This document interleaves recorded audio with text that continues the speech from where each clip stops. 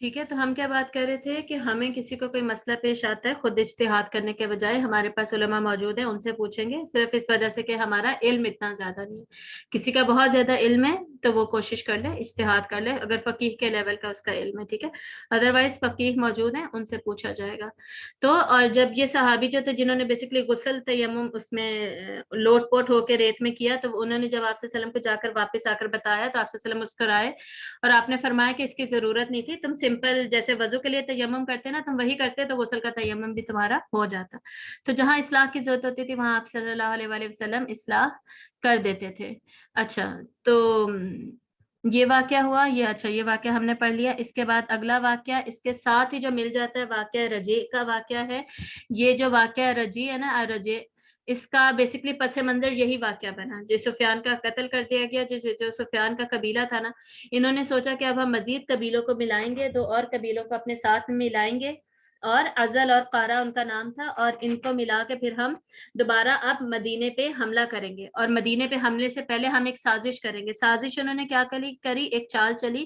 انہوں نے سوچا کہ ہم مدینہ میں بھیجتے ہیں آپ صلی اللہ علیہ وآلہ وسلم کے پاس اپنے ایک وفد کو، اور ہم جا کے یہ شو کریں گے کہ ہم اسلام میں بہت زیادہ انٹرسٹڈ ہیں، ہم انفارمیشن لینا چاہتے ہیں، ہم اسلام کے احکام اور عقائد سیکھنا چاہتے ہیں۔ تو اس سلسلے میں ہم آپ سے وسلم سے پھر ریکویسٹ کریں گے، درخواست کریں گے کہ آپ ہمارے ساتھ کچھ صحابہ کو بھیج دیں جو ہمیں سکھا دیں۔ تو یہ انہوں نے چال چلی، انہوں نے ایک وقت کو بھیج دیا، تو آپ صلی اللہ علیہ وآلہ وسلم نے ان کی بات کو ڈیفینیٹلی سچ سمجھتے ہوئے 10 صحابہ کو ان کے ساتھ روانہ کر دیا، جن کے سردار آپ صلی اللہ علیہ وسلم نے حضرت عاصم ابن ثابت رضی اللہ تعالیٰ عنہ کو بنایا۔ اب یہ جو رجیع ہے نا، یہ کنویں کا نام ہے۔ تو یہ جب صحابہ سارے پہنچے نا وہاں پر، اور یہ سارے قبیلے کے لوگ جو بھی وقت تھا ان کا، اور 10 صحابہ مقام رجیع پر جب پہنچے ہیں، تو بیسکلی ان غداروں نے بدعہدی کی ہے اور ایک دوسرے کو اشارہ کیا ہے، اور ان کے اوپر تیروں کے ساتھ ارد گرد جو لوگ چھپے ہوئے تھے، تقریباً 200 آدمی تھے بنو لحیان کے، پیچھے والا جو قبیلہ تھا پچھلے واقعے میں، لحیان جو تھا، سفیان جس کا سردار تھا، انہوں نے حملہ کرنا شروع کر دیا۔ تو یہ لوگ فوراً بھاگے، اور ایک کوئی چٹان سی ہوگی چھوٹی سی، کوئی پتھر وغیرہ اس طرح کی چیزیں صحرا میں ہوتی تو تھی، اور وہاں جا کر انہوں نے مسلمانوں نے پناہ لی۔ تو حضرت یہ جو تھے سارے نیچے دشمن، انہوں نے کہا کہ ہم تمہیں پناہ دیتے ہیں، تم نیچے آ جاؤ، ہم تمہیں امان دے دیں گے، ہم ماریں گے نہیں۔ تو اس پر حضرت عاصم نے کہا کہ میں کافر کی پناہ بالکل نہیں لیتا، میں تمہارے اوپر بالکل یقین نہیں کرتا، تم نے غداری کی ہے۔ پھر یہ جو حضرت عاصم تھے، انہوں نے اللہ تعالیٰ کو مخاطب کر کے فرمایا، اللہ تعالیٰ سے فرمایا کہ یا اللہ، تو اپنے رسول صلی اللہ علیہ وسلم کو یہ خبر پہنچا دینا کہ ہم نے بزدلی نہیں دکھائی، بلکہ ہم بہادری سے لڑے۔ اور یہ جو حضرت عاصم تھے نا، انہوں نے بیسکلی غزوہ احد میں نا ایک شخص کو مارا بھی تھا، جس کی بیوی بیسکلی اب بدلہ لینے کے لیے بھی تیار تھی۔ اس نے آلریڈی مشہور کیا ہوا تھا کہ جو بھی ان کا سر لے کر آئے گا نا، اس کو میں 100 اونٹ دوں گی، اور اس کے سر میں نا میں شراب بھر کر پیوں گی، ٹھیک ہے۔ یہ اس نے آلریڈی عہد لیا ہوا تھا۔ سلافہ اس عورت کا نام تھا، اس کے شوہر کو حضرت عاصم نے عہد میں مارا بھی تھا۔ تو یہ ساری خبریں ظاہر ان کو ایک دوسرے کو ملتی رہتی تھی، تو حضرت عاصم کو یہ بھی پتا تھا یہ اسی قبیلے کے لوگ بھی ادھر ہی موجود ہیں، تو ان کو پتا تھا مجھے تو یہ لوگ نہیں چھوڑیں گے۔ آلریڈی وہ لوگ 100-200 تھے، اور یہ لوگ صرف تھے 100 تھے وہ لوگ دشمن، اور یہ لوگ صرف 10 تھے، 7 تھے یا 10 تھے، کچھ کتابوں میں 7 لکھا ہے، کچھ میں 10۔ تو کیا کر سکتے تھے، ٹھیک ہے۔ تو حضرت عاصم نے پھر اللہ تعالیٰ سے دعا کی کہ یا اللہ، میرا جو جسم ہے نا، تو اس کی حفاظت کرنا، جیسے میں تیرے دین کی حفاظت کے لیے کھڑا ہوں اور تیرے دین کے لیے لڑنے لگا ہوں، یا اللہ میرے مرنے کے بعد تو میرے جسم کی حفاظت کرنا، اور ان کے ہاتھ میں میرا جسم نہ آئے۔ تو اس کے بعد یہ سب نیچے آ گئے ہیں، تو انہوں نے دشمنوں نے سب کو شہید کر دیا سوائے 3 کے، 3 جو تھے وہ ادھر ادھر ہو گئے، اور لیکن باقی سارے شہید کر دیے گئے۔ شہید کرنے کے بعد حضرت عاصم جو تھے، پہلے حضرت عاصم کا واقعہ بتاتی ہوں، پھر باقی 3 پہ جاتے ہیں۔ تو حضرت عاصم کا جو جسم تھا وہ وہیں پر تھا، دن کا وقت تھا۔ تو سب سے پہلے تو اس کو نا ایک جگہ پہ لکھا کہ پرندوں نے گھیر لیا، اور دوسری جگہ پہ لکھا کہ شہد کی مکھیوں نے گھیر لیا۔ تو جب گھیر لیا تو جو دشمن تھے انہوں نے سوچا کہ ابھی تو ہم اس کو نہیں اٹھا کر سکتے، ایسے کرتے ہیں کہ رات تک انتظار کرتے ہیں، رات کا جب وقت ہوگا تو یہ جو بھی مکھیاں پرندے یہ چلے جائیں گے، تو اب ہم ان کا جسم لے لیں گے، और फिर इनकी खोपड़ी जाके देंगे ताकि हमें 100 ऊंट मिल जाए। 100 ऊंट बहुत बड़ा अमाउंट बनता है, ठीक है, एक ऊंट आप समझे कि एक गाड़ी के बराबर, तो 100 गाड़ियां, आप इस तरीके से इसको समझें। तो फिर जब रात का वक्त हुआ है तो वो परिंदे वगैरह तो चले गए, लेकिन एकदम से मोजज़ाती तौर पर एक नहर, एक दरिया बहता हुआ आया है, और वो हजरत आसिम रजी अल्लाह तआला अन्हु की मैयत को ले गया, और आगे जाके दरिया खत्म हो गया। ये सेहरा में ये वाकया हुआ कि दरिया आया और लेकर जिस्म को चला गया, और वो कहाँ पर वो दफन हुए, क्या हुआ, इसके बाद किसी को नहीं पता। बेसिकली अल्लाह ताला ने उनकी दुआ को कबूल किया और उनको दुश्मनों के हत्थे नहीं लगने दिया। अच्छा, अब इसके बाद 3 सहाबी बेसिकली बच गए थे। वो 3 सहाबी कौन थे? एक हजरत खुबैब थे, एक हजरत जैद थे, और एक हजरत अब्दुल्ला इब्ने तालिब थे, ठीक है। ये बिल्कुल 3 नए नाम है जो कि हमने पहले नहीं सुने हुए आप लोगों ने। तो ये लोग बेसिकली फिर से चट्टान के कहीं पीछे चले गए, तो इनको फिर दुश्मनों ने ऑफर की कि हम तुम्हें अमान देते हैं, तुम लोग लड़ो मत बल्कि नीचे आ जाओ, हम तुम्हें अमान देंगे। तो ये जो तीनों थे, ये जब नीचे आ गए तो फिर इनको फौरन अब पता था इन्हें ये लड़ तो नहीं सकते ना, 3 जो हैं 100 के मुकाबले में कैसे लड़ेंगे। तो ये इन्होंने सोचा कि चलो हम नीचे तो जाना ही पड़ेगा, अब हम नीचे चले जाते हैं। लेकिन उन्होंने, दुश्मनों ने क्या किया, इनको फौरन कैदी बना लिया। और कैदी इसलिए बना लिया कि अब हम इनको, देखो, मार देंगे तो पैसे वैसे तो नहीं मिलेंगे, हजरत आसिम को तो मारने के ऊंट मिलने थे। तो कैदी बना के क्या होगा कि अब हम इनको किसी न किसी कबीले को देंगे, उनसे पैसे लेंगे, ठीक है। तो ये जितने भी सहाबा थे, इन्होंने दुश्मनों को ओहद और बदर में मारा हुआ था ना, तो उनको हम इनको दे देंगे, पैसे हमें मिल जाएंगे। तो इन्होंने बेसिकली यही किया। लेकिन हजरत अब्दुल्ला जो थे इनमें से, इन्होंने कह दिया कि जी मैं तुम लोगों के साथ कहीं नहीं जाऊंगा, मैं इधर ही रहूंगा। तो उन्होंने हजरत अब्दुल्ला को वहीं पे शहीद कर दिया। उसके बाद हजरत जैद जो थे, इन्होंने ओहद की जंग में बनु हारिस के कोई कोई शख्स था जिसको इन्होंने मारा हुआ था, तो बनु हारिस ने बेसिकली हजरत जैद को पैसे देके खरीद लिया और इनसे बदला लिया। और ये जो थे, सॉरी, ये हजरत खुबैब थे, हजरत खुबैब को बनु हारिस ने खरीद लिया, और अब बदला लेने के लिए सिर्फ। और इसके बाद जो हजरत जैद थे, उन्होंने बेसिकली हजरत जैद जो थे, इन्होंने बेसिकली सुफवान बिन उमैया को, के जो वालिद थे ना, सुफवान बिन उमैया के वालिद कह रही हूँ, अदब से बोल दिया गलती से, उसके जो अब्बा थे हजरत सुफवान, तो बाद में ईमान लेकर आएंगे ना, बाद में 8 हिजरी के बाद 9 हिजरी में आएंगे, 8 हिजरी में ईमान लेकर आएंगे, अभी वो भी काफिर हैं। लेकिन उनके जो अब्बा थे वो थे ना उमैया बिन हलफ, जो हजरत बिलाल का मालिक था वो शख्स। तो उसके याद होगा बदर में कैसे वो मारा गया था, सारे अंसारी जो थे वो इकट्ठे हो गए थे ना, इकट्ठे होके मार मार के उसको मार दिया था। जब हजरत बिलाल हजरत अब्दुर्रहमान बिन औफ से कह रहे थे कि भाई तुम इसको पनाह नहीं दे सकते, इसको अमान नहीं दे सकते, इसको छोड़ो, ये नहीं जा सकता, मेरी बॉडी से गुजर के ये मेरी लाश देखोगे अगर ये गया तो सारों ने जमा होकर मार मार के उसे मारा था। उन जो सारों में जमा होने वाले जो थे ना, उनमें ये हजरत जैद भी मौजूद थे। तो इस वजह से हजरत जैद को सफवान बिन उमैया ने खरीद लिया और कुरैश में ले गए उनको। तो वहां जाकर कुरैश के जितने भी अब सरदार थे ना, वो सारे तमाशा देखने के लिए आए, जिनमें अबू सुफियान भी था, और इनको अब वहां पर कत्ल करने का इरादा किया गया, ठीक है। तो ये बहुत ही मशहूर वाकया है, जहां पर अबू सुफियान ने इनसे पूछा, हजरत जैद से पूछा कि तुम मुझे बताओ कि अगर तुम्हारी जगह पर मोहम्मद सल्लल्लाहु अलैहि वसल्लम होते और अगर उन्हें कत्ल किया जाता, तो क्या तुम इसको अपनी खुशकिस्मती ना समझते, अच्छा ना लगता तुम्हें अगर ऐसा होता। तो इस पर हजरत जैद ने जवाब दिया कि अल्लाह की कसम, मैं तो अपनी जान को इसके बराबर भी अजीज नहीं रखता कि रसूलुल्लाह सल्लल्लाहु अलैहि वसल्लम के तलवारों में कांटा भी चुभ जाए। यानी तुम मुझे ही मारो, मैं बिल्कुल पसंद नहीं करता कि आप सल्लल्लाहु अलैहि वसल्लम को जरा सी भी तकलीफ हो। तो ये आप सल्लल्लाहु अलैहि वसल्लम से जो सहाबा की मोहब्बत थी, उसका बहुत बड़ा सबूत हमें मिलता है, और ये वाकया इस हिसाब से बहुत ज्यादा मशहूर, बहुत ज्यादा फेमस भी है, ठीक है। और ये जो हजरत खुबैब बनु हारिस को बेचे गए थे ना, तो बनु हारिस ने हजरत खुबैब को बहुत अरसे तक बांध के रखा। हजरत बनु हारिस का जो एक शख्स था, उसको कत्ल किया था ना इन्होंने। अब ये भी जारी सी बात है, उनको कत्ल ही कर देंगे, इसीलिए उन्होंने उन्हें खरीदा था, और किस लिए खरीदा था। तो हजरत खुबैब वहां पर मौजूद थे। एक दिन वहां पे वो, उन्होंने उनको बांधा होता था वैसे तो, लेकिन खाने शाने के लिए खोल दिया जाता था, खाने के लिए। और ये जो मुशरिकीन थे ना, ये देखते थे बकायदा कि उनके पास अक्सर कभी अंगूर हुआ करते थे, कभी कुछ और हुआ करता था। बेसिकली मोजज़ा था, अल्लाह ताला का करामत थी कि उनको इस तरह का खाना खुद से भी मिल रहा होता था, अल्लाह ताला की तरफ से मिल रहा होता था। तो एक दफा इत्तेफाक से उनके हाथ में ना छुरी थी, और पास ही ना ये जो कबीला था, इनकी एक औरत की बच्ची वहां पे खेल रही थी। तो वो औरत ने ना फौरन चीख मारी और बच्ची को पकड़ने के लिए आगे भागी, क्योंकि इनके पास छुरी जो थी। تو حضرت خبیب اتنے حیران ہوئے, انہوں نے کہا کہ تم کیا یہ سمجھتی ہو کہ میں اس کو قتل کروں گا؟ یہ ہم مسلمانوں کا کام نہیں ہے, ہم لوگ اس طرح کے کام نہیں کرتے. اس کے بعد یہ واقعہ ہوا, اور اس کے بعد حضرت جو تھے حضرت خبیب, ان کو بیسکلی جب قتل کرنے کا سوچا گیا, قتل کرنے کا ارادہ کیا گیا, تو انہوں نے کہا کہ مجھے تم اجازت دو کہ میں غسل کروں اور میں 2 رکعت نماز پڑھوں, اس کے بعد تم مجھے مار دینا, ٹھیک ہے. اور انہوں نے پھر 2 رکعت نماز پڑھی, غسل کیا, پھر 2 رکعت نماز پڑھی, اور پھر فرمایا کہ میں اس سے بھی زیادہ لمبی نماز پڑھتا, دیر تک نماز پڑھتا, اگر تم کو یہ خیال نہ ہوتا کہ میں موت سے ڈر رہا ہوں.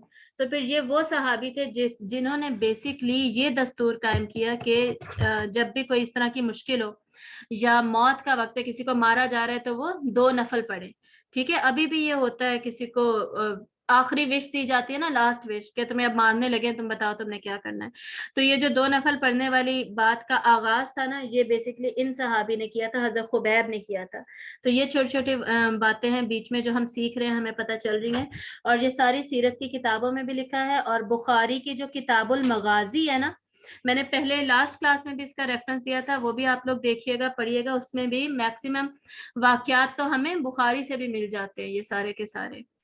جی, تو یہ ان تینوں کو بھی شہید کر دیا گیا. اب اگلا واقعہ ہم دیکھتے ہیں, بئر معونہ کا واقعہ. یہ اس سے بھی زیادہ بڑا واقعہ تھا, اس سے بھی زیادہ خطرناک واقعہ تھا, پچھلے واقعے سے بہت زیادہ ملتا جلتا ہے. اس میں بیسکلی ہوا کیا تھا کہ نجد کے جو قبیلے تھے نا, نجد بیسکلی حجاز اور نجد کی نا ڈویژن ہوئی تھی. حجاز جو ہے وہ مین عرب بنتا تھا, اور نجد کے قبیلے بیسکلی عرب کے بارڈرز وغیرہ پر, ٹھیک ہے, کناروں وغیرہ پر ہوتے تھے. تو یہاں سے بیسکلی ایک ان کے سردار تھے ابو البراء, وہ ویسے ہی وہاں سے مدینہ آئے ہوئے تھے تجارت کے سلسلے میں یا کسی اور سلسلے میں. ان کی مسلمانوں وغیرہ سے ملاقات ہوئی تو انہیں اسلام پسند آیا. اسلام پسند آیا تو انہوں نے آپ صلی اللہ علیہ وآلہ وسلم سے جینوئن ریکویسٹ کی, اخلاص کے ساتھ درخواست کی کہ یا رسول اللہ صلی اللہ علیہ وسلم, آپ میرے ساتھ کچھ صحابہ کو بھیجیے جو میرے ساتھ جائیں, اور میرے قبیلے والوں کو بھی یہ پیغام دیں, ان کو بھی بتائیں کہ جی یہ مذہب ہے, یہ ہمارا دین ہے, اور یہ پیغام ہم دیتے ہیں, ٹھیک ہے. تو آپ صلی اللہ علیہ وآلہ وسلم نے ان سے جب بات چیت ہوئی تو ابو البراء نے کہا کہ میں ان کو امان دینے کا وعدہ بھی کرتا ہوں. وہ خود سردار تھے. نجد کے جو اتنے سارے قبیلے تھے نا, ان قبیلوں میں سے ایک قبیلے کے سردار تھے ابو البراء. تو انہوں نے کہا کہ میں خود اپنی امان دیتا ہوں, اور مجھے یقین ہے کہ جب میں امان دوں گا نا, تو باقی جو قبیلے ہیں نا, وہ بھی ان کو کسی قسم کا کوئی ہارم, کوئی تکلیف نہیں پہنچائیں گے, اور وہ میری امان کی قدر کریں گے. اور پرانے زمانوں میں ہوتا بھی یہ تھا, جس کسی کو ایک کوئی امان دے دیتا تھا تو باقی قبیلے والے یا قبیلے کے سردار اس کو بری نظر سے نہیں ڈالتے تھے, بری نظر سے نہیں دیکھتے تھے, کیونکہ انہیں پتا تھا کہ کل کو ہم نے بھی کسی کو امان دی, اپنے کسی دوست وغیرہ کو, تو ہمارے ساتھ بھی پھر یہی حال ہوگا. خیر, انہوں نے امان کا وعدہ کیا, اور آپ صلی اللہ علیہ وآلہ وسلم نے ان کو 70 صحابہ جو کہ اہل صفہ سے تھے, قرآن مجید جانتے تھے, حدیث جانتے تھے, جو کہ بیسکلی جا کر داعی تھے, جا کر دعوت دین دے سکتے تھے, پیغام پہنچا سکتے تھے, سمجھا سکتے تھے.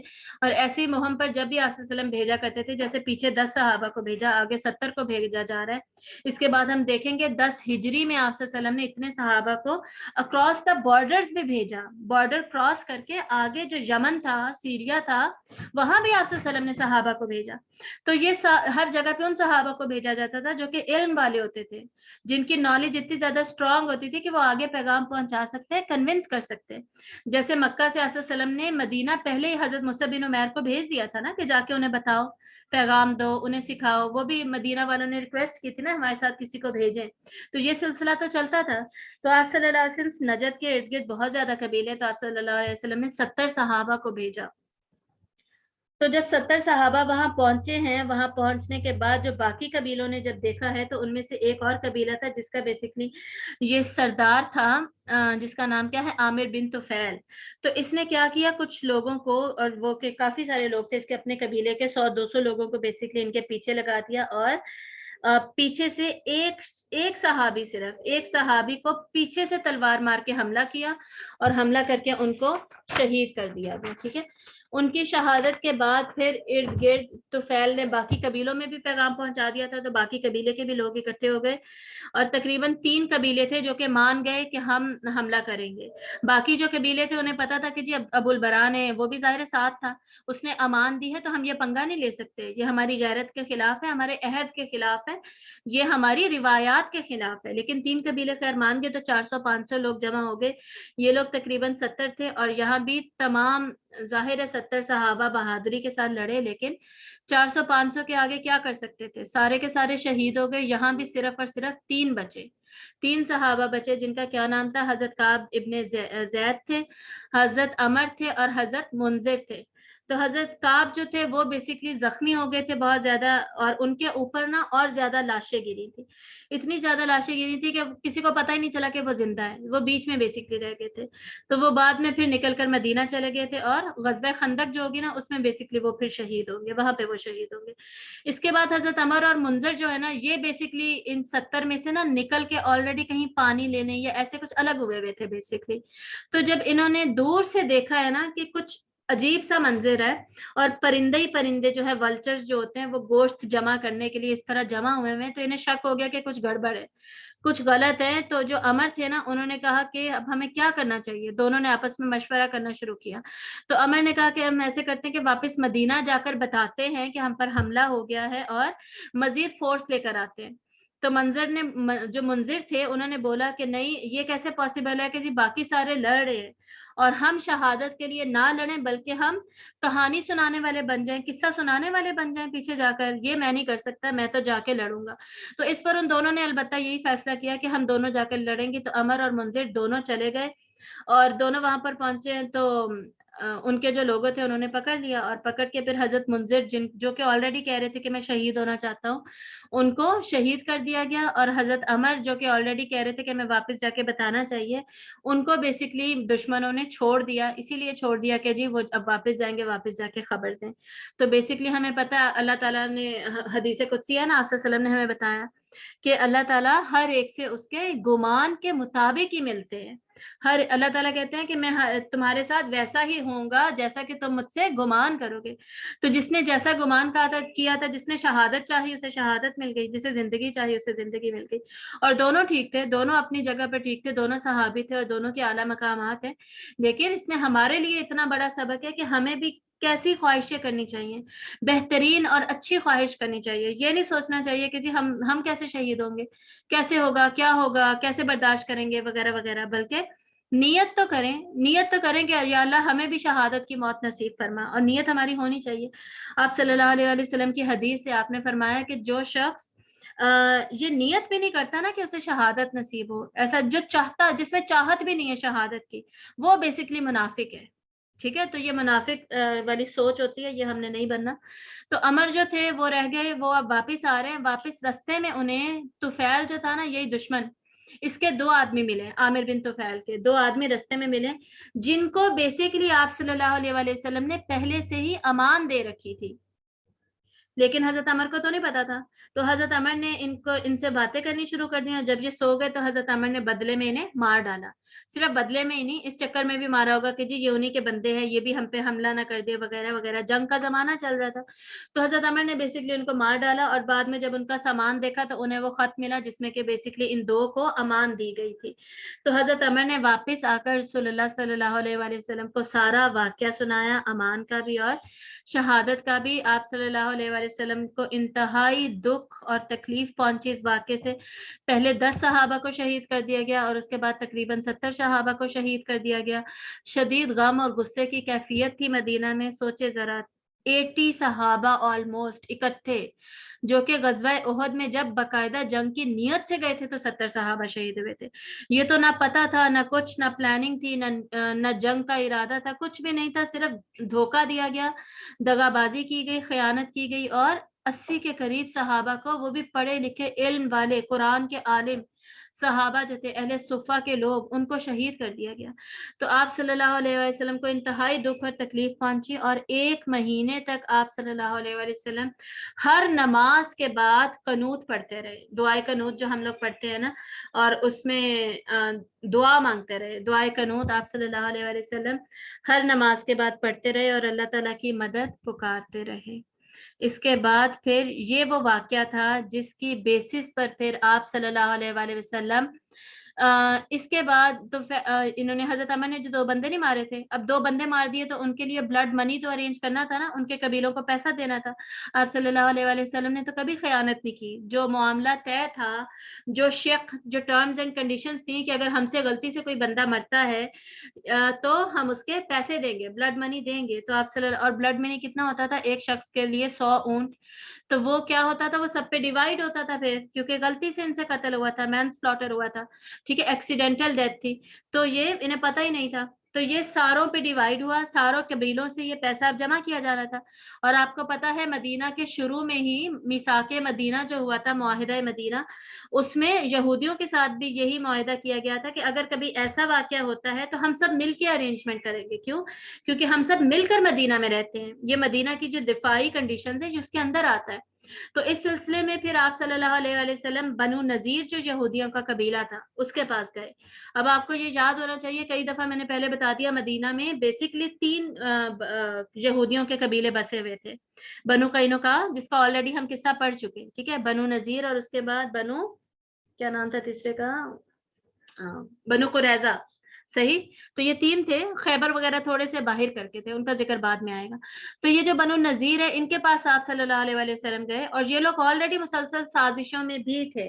ڈفرینٹ سازشیں یہ لوگ آلریڈی کر رہے تھے، جیسے کہ احد کے مقام پر انہوں نے مشرکین مکہ کی، قریش کی مدد کی تھی، ان کو لاجسٹکس وغیرہ پرووائڈ کرنے میں، لوکیشنز بتانے میں، اس سارے میں مدد کی.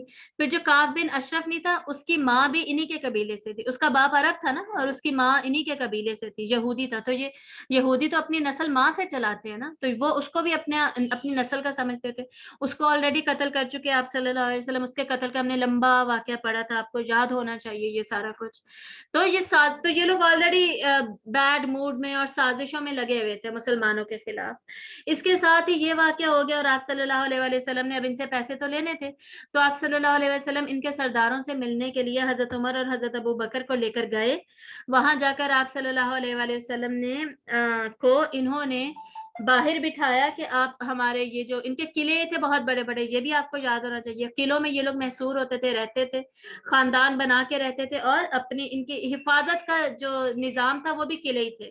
لڑتے نہیں تھے یہ باہر آ کے بیٹھ کے، قلعوں کے اندر سے ہی اوپر سے یا تو کچھ پھینک کے لڑتے تھے یا پھر اندر محصور ہو جاتے تھے، اپنے کھانا پینا انہوں نے سب اندر جمع کیا ہوا ہوتا تھا. تو بیسکلی آپ صلی اللہ علیہ وسلم جب گئے ہیں، انہوں نے آپ صلی اللہ علیہ وسلم کو باہر ہی بٹھایا. آپ صلی اللہ علیہ وسلم حضرت ابوبکر اور حضرت عمر وہاں ایک قلعے کی دیوار کے ساتھ ٹیک لگا کے بیٹھ گئے. اور یہ سردار جب اندر گئے، انہوں نے تب مشورہ آپس میں کرنا شروع کیا کہ ہم کیا کریں. ہم یا تو ڈائریکٹ قتل کر دیتے ہیں، آپ نعوذ باللہ آپ صلی اللہ علیہ وسلم کو قتل کر دیتے ہیں، کچھ اوپر سے ہمارے تیار تو ہے سارا کچھ، اوپر سے پتھروں کا جو ان کا پھینکنے کا سسٹم تھا وہ ہم پھینکیں گے تو قتل ہو جائے گا، بات ختم، سسٹم ہی ختم، سارا سلسلہ، یا ہم انکار کر دیتے ہیں وغیرہ وغیرہ. ایسی اب ان کی ڈسکشن چل رہی تھی. تو انہوں نے الٹیمیٹلی یہی فیصلہ کیا کہ ہم اوپر سے بڑا سارا پتھر پھینکیں گے چھت سے آپ صلی اللہ علیہ وسلم کے اوپر، اور معاملہ ہی ختم، سلسلہ ہی ختم کر دیں گے. تو اچانک سے کیا ہوا کہ آپ صلی اللہ علیہ وآلہ وسلم وہاں سے اٹھے اور اٹھ کر فوراً مدینہ کی طرف نکل گئے. کچھ بھی نہیں بتایا حضرت ابوبکر اور حضرت عمر کو. تو وہ دونوں بھی پہلے ایک دوسرے کو دیکھتے رہے، پھر اٹھے اور آپ صلی اللہ علیہ وسلم کے ساتھ واپس آ گئے مدینہ. تو وہ مدینہ واپس آ کر آپ صلی اللہ علیہ وسلم نے دونوں کو بتایا کہ اس طرح جبریل میرے پاس آئے، اور جبریل نے مجھے ان کا ارادہ بتا دیا تھا کہ یہ عمل کرنے والے، اس لیے میں اٹھ کر آ گیا. اس کے بعد آپ صلی اللہ علیہ وآلہ وسلم نے حملے کا ارادہ کر لیا، ان کو پیغام پہنچا دیا کہ جی اب تم لوگ یا تو چھوڑ کر چلے جاؤ یا تو سرنڈر کرو، چھوڑ کے نہیں جاؤ، یہ آپشن نہیں شروع میں دیا جاتا، یہ بعد میں دیا جاتا ہے. یا تو تم لوگ باہر آؤ اب لڑو ہمارے ساتھ، یا پھر سرنڈر کرو. ظاہری سی بات ہے جب تم لوگ سرنڈر کرو گے تو ہماری مرضی، ہم تمہارے ساتھ جو مرضی کریں، تمہیں قیدی بنائیں یا جلا وطن کریں یا قتل کریں، جو بھی کریں گے، یا پھر آ کے لڑائی کرو. بیسکلی اب جنگ ہے، اب تمہاری اور ہماری جنگ ہے. تو آپ صلی اللہ علیہ وسلم نے مسلمانوں کو لیا، ان کو پہلے 10 دن دیے گئے کہ 10 دن میں تم لوگ اپنے قلعوں سے باہر نکل آؤ تاکہ ہم تمہارا فیصلہ کریں، نہیں تو پھر جو ہوگا تمہارے سامنے ہوگا. اس چکر میں پھر جو منافقین کا سردار تھا نا عبداللہ بن ابی بن سلول، اس کی ان کے ساتھ بڑی دوستیاں تھی کیونکہ ان کے تجارتی مراسم ہوتے تھے نا آپس میں. تو اس نے تو ان کو پیغام بھیجا یہودیوں کو کہ تم لوگ بالکل نہ ڈرنا، میں آپ صلی اللہ علیہ وسلم سے بات کروں گا، اور اگر ضرورت پڑی تو میں تم لوگوں کے ساتھ لڑوں گا، میں تم لوگوں کے ساتھ رہوں گا، اور میں کبھی تم لوگوں کو یہاں سے جانے نہیں دوں گا. یہ سارے وعدے کیے منافقین نے. اور منافقین کے وعدے، مسلمانوں کی پلاننگ, یہودیوں کی سازش, یہ سارا کا سارا جو واقعہ ہے اب یہ موجود ہے سورۃ الحشر میں, جو کہ ہم آلریڈی پڑھ چکے ہیں, رمضان میں ہم نے پڑھی تھی, اور اس میں میں نے پورا واقعہ بھی آپ کو سمجھایا تھا, اور سورت بھی ہم نے ساتھ ہی ریلیٹ کر کے پڑھ لی تھی. اور اس واقعے کا ذکر سورۃ المائدہ کی آیت نمبر 11 میں بھی آتا ہے. سورۃ المائدہ 4 سال بعد نازل ہوئی تھی, اس میں اس واقعے کی طرف اشارہ موجود ہے. اب آگے کا پورا غزوہ بنو نذیر کا قصہ اور سورۃ الحشر آلریڈی اس کی ریکارڈنگ جو ہے موجود ہے, وہ میں آپ لوگوں کو گروپ میں بھیج دوں گی, وہ برائے مہربانی سن لیجئے گا. یہ غزوہ بنو نذیر ہمارا کور ہو جائے گا, اور سورۃ الحشر بھی مکمل کمپلیٹ ہماری کور ہو جائے گی. اس کے بعد اب ہونا کیا ہے, غزوہ خندق ہونی ہے. ٹھیک ہے, میجر جو انسیڈنٹ ہونا ہے, غزوہ خندق سے پہلے ویسے غزوہ مریسیہ ہوگی. غزوہ مریسیہ, اور اس میں بہت امپورٹنٹ واقعہ ہوا تھا, واقعہ افک. یاد ہوگا آپ لوگوں کو افک کا واقعہ, جس میں حضرت عائشہ رضی اللہ تعالیٰ عنہ پر الزام لگایا گیا تھا. وہ مریسیہ سے واپسی پہ ہوتا ہے. ٹھیک ہے, مریسیہ وہ غزوہ ہے جس میں بیسکلی منافقین بھی ساتھ گئے تھے. کیوں گئے تھے ساتھ, اس کو غزوہ بنو مستلق بھی کہا جاتا ہے. ٹھیک ہے, غزوہ مریسیہ یا غزوہ بنو مستلق اور واقعہ افک اب یہ ہونے لگے ہیں تینوں. اور منافقین کیوں گئے تھے یہ بھی اگلی کلاس میں اب ہم ڈسکس کریں گے. حضرت عائشہ کا واقعہ کیوں ہوا, کیسے ہوا, اس کے نتیجے میں سورت نور کی پہلی آیات نازل ہوئیں, وہ سارا کچھ وہ ہمارا اگلی کلاس کی ڈسکشن ہوگی. غزوہ بنو نذیر اور سورۃ الحشر کے لیے آپ لوگ ریکارڈنگ سنیں گے. اور اب ہم یہ دیکھ لیتے ہیں 4 ہجری میں جو کہ متفرق واقعات ہوئے. اس سے پہلے ہم نے 2 اور 3 ہجری کے واقعات دیکھے تھے. اب 4 ہجری میں کیا ہوا, حضرت حسین رضی اللہ تعالیٰ عنہ کی پیدائش ہوئی. ٹھیک ہے, حضرت حسن اور حسین میں صرف 1 سال کا فرق ہے, زیادہ فرق نہیں ہے. آپ صلی اللہ علیہ وآلہ وسلم نے 5واں نکاح کیا, جو کہ 4 ہجری میں کیا. کس سے کیا, حضرت زینب بنت خزیمہ سے. حضرت زینب بنت خزیمہ رضی اللہ تعالیٰ عنہ اسی سال میں وفات بھی پا گئی. کچھ مہینے آپ صلی اللہ علیہ وسلم کے ساتھ رہیں اور وفات پا گئی. ایک حضرت خدیجہ کی وفات ہوئی تھی مکہ میں, اور آپ صلی اللہ علیہ وسلم کی جو دوسری وائف ہے جن کا آپ کی زندگی میں ہی انتقال ہو گیا, وہ حضرت زینب بنت خزیمہ ہے. باقی سب جو آپ کی ازواج ہیں, ازواج مطہرات, وہ سب آپ صلی اللہ علیہ وسلم کی زندگی کے وصال کے بعد وہ وفات پائیں گی. بہت ساروں نے بہت لمبی زندگی گزاری. تو یہ حضرت زینب بنت خزیمہ تھی, جن کی بہت زیادہ انفارمیشن ہم ظاہری سی بات ہے پھر ہمیں نہیں ملتی, کچھ انفارمیشن ہمیں ملتی ہے. اس کے بعد پھر آپ صلی اللہ علیہ وآلہ وسلم نے حضرت زید بن ثابت جو ہیں, وہ انصاری تھے, ینگ تھے, اس آپ سمجھیں 14-15 ایئرس کے ہوں گے. ان کو آپ صلی اللہ علیہ وآلہ وسلم نے یہ ذمہ داری دی کہ یہ جو یہودیوں کی سازشیں اتنی بڑھتی جا رہی ہیں, تو اس کو کنٹرول کرنے کے لیے تم عبرانی زبان سیکھو. وہاں پر آلریڈی آپ کو پتا ہے یہودیوں کے مدرسے وغیرہ موجود تھے. حضرت زید کا نا آلریڈی ان کے ساتھ کوئی نہ کوئی کانٹیکٹ, ان کے مدرسوں میں تھوڑا بہت پڑھنا پڑھانا وغیرہ تھا ان کا وہ ان ٹچ تھے اس سب سے. تو حضرت زید نے صرف 15 دن میں ساری کی ساری عبرانی زبان سیکھ لی, اس پر عبور حاصل کر لیا. تو یہاں سے ہمیں پتہ چل رہا ہے دوسروں کی زبانیں آنا کتنی ضروری ہے جب وہ سازشیں کر رہے ہوتے ہیں. ابھی بھی اسلاموفوبیا کتنا زیادہ چل رہا ہے, اور ویسٹرن جو لینگویجز ہیں, چائنیز ہے یا انگلش ہے یا فرینچ ہے, اگر ہمیں کوئی بھی زبان نہیں آتی ہوگی تو ہم ان کو کیسے فیس کریں گے, ہم انہیں کیسے جواب دیں گے. آپ صلی اللہ علیہ وسلم کے زمانے میں تو عربی ہی تھی نا, ہر جگہ عربی تھی. جہاں عبرانی سیکھنے کی ضرورت پڑی آپ نے ایک بندہ تیار کر لیا. اور ہم لوگ کیا کرتے ہیں, ہم اپنے بچوں کو کچھ سکھاتے ہی نہیں. ہمیں کیا جی اردو آ رہی ہے, یا اور کوئی اپنی زبان آ رہی ہے, اپنی دیہاتی زبان وغیرہ, ساتھ جی عربی آ جائے, عربی بھی آنی چاہیے, بہت ضروری ہے, عربی نمبر 1 پہ آنی چاہیے. لیکن اس کے بعد جو زمانے میں زبان چل رہی ہے, جس کے ذریعے سے آپ نے کمیونیکیٹ کرنا ہے لوگوں کے ساتھ, دشمنوں کو بیسکلی پیغام پہنچانا ہے, دشمنوں کی سازشوں کو سمجھنا ہے, وہ زبان بھی آنی چاہیے. تو انگلش چل رہی ہے تو انگلش آنی چاہیے. تو اس طرح حضرت زید بن ثابت کو عبرانی سیکھنے کا حکم ہوا, 15 دن میں انہوں نے سیکھ لی. اس کے بعد یہودی جو ہیں وہ اپنے مقدمے آپ صلی اللہ علیہ وسلم کے پاس لے کر آیا کرتے تھے. اسی مقدموں میں ایک رجم کا جو یہ زنا کا جو واقعہ ہوا تھا, اس کے سلسلے میں آپ صلی اللہ علیہ وسلم نے ان کو رجم کا حکم بھی دیا, جس کو کہ بیسکلی انہوں نے انکار کرنا شروع کر دیا تھا کہ جی نہیں جی, ہمارے دین میں یہ کچھ نہیں ہے, رجم کوئی نہیں ہے ہمارے دین میں. تو آپ صلی اللہ علیہ وسلم نے انہیں سختی سے کہا تھا کہ بھئی تم اپنی تورات دیکھو, تمہاری تورات میں رجم کا حکم موجود ہے. اور وہ ایسا کیوں کہہ رہے تھے, وہ ڈیفینیٹلی کرنے والوں کی جان بچانا چاہتے تھے. ابھی بھی یہی ہے نا, زنا بالجبر جو ہے اس کی سزا ہونی چاہیے, اور زنا جو ہے ود پرمیشن جو ہے, ود پرمیشن جو زنا ہو رہا ہے اس کی کوئی سزا نہیں ہونی چاہیے. لبرلز تو یہ کہتے ہیں, ٹھیک ہے, لیکن زنا جو विद परमिशन है, उर्दू में पता नहीं उसको क्या कहते हैं, ज़हन से निकल गया, विद परमिशन जो जिना हो रहा है उसके इस्लाम में तो उसकी भी सजा है, उसी की ही सजा है, 100 कोड़े मारे जाएंगे, ठीक है, कोड़े मारे जाएंगे जो कि कुंवारे हैं उनको, और अगर वो शादीशुदा है तो रजम किया जाएगा। तो यही बेसिकली इनका था, इन्होंने अलबत्ता खैर उस पर इनकार किया। इसके अलावा जो शराब की हुर्मत की आयत है, शराब मुकम्मल तौर पे हराम कर दी गई, वो भी 4 हिजरी में ही हुई। अब इसके बाद मैंने आपको बता दिया हमारी अगली क्लास की डिस्कशन, गज़वा मुरासिया, गज़वा मुस्तलक, फिर वाक़या इफ्क, उसके बाद गज़वा खंदक।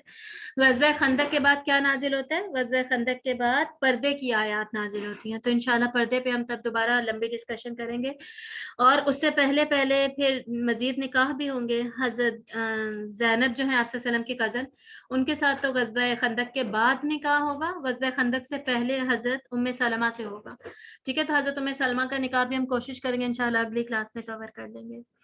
वाखिर दावाना अनिल हम्दुलिल्लाहि रब्बिल आलमीन, सुब्हानक अल्लाहुम्मा व बिहम्दिका, नशहदु अल्ला इलाहा इल्ला अंता, नस्तगफिरुका व नतूबु इलैक। अस्सलामु अलैकुम व रहमतुल्लाहि व बरकातुहू।